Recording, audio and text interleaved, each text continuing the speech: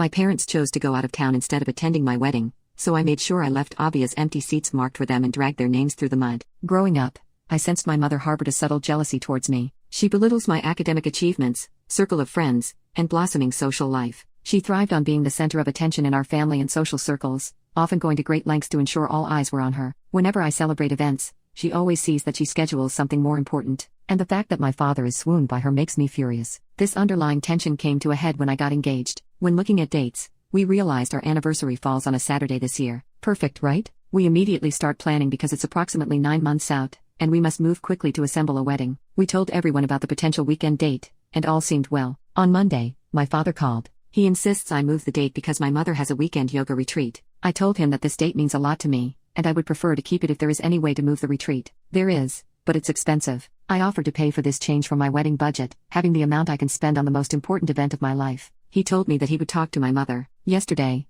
I was told they would not be taking my offer to pay to move the retreat and that we were expected to move the wedding instead. I haven't put money on my venue yet, so they think I should be okay with giving up the chance to marry on a date that means a lot to me. It became a massive fight, and now my parents and I aren't speaking. My father accused me of caring about a date more than I care about my mother. I told him it felt like they were choosing yoga over their daughter. Update 11 months later, I eventually relented to my family and changed the wedding date. My fiancé, now husband, said that the date wasn't as important as my happiness, and the fighting with my parents destroyed that. After 6 months, we both wish we hadn't because it was useless. They still didn't show up. Not only that, but they convinced 90% of my family not to show up either. I ended up with only 4 relatives in a crowd of about 100 guests. My mother claimed that I had been excluding her from planning by scheduling venue tours on days that my fiancé and I were both free, but I didn't realize she was working, and by finding my dress by surprise on a just here to look trip without her being there. They hadn't shown any interest in planning, so I didn't want to bother them. To them, this was clearly a sign that you don't want us there, so they went out of town on the new date. In the end,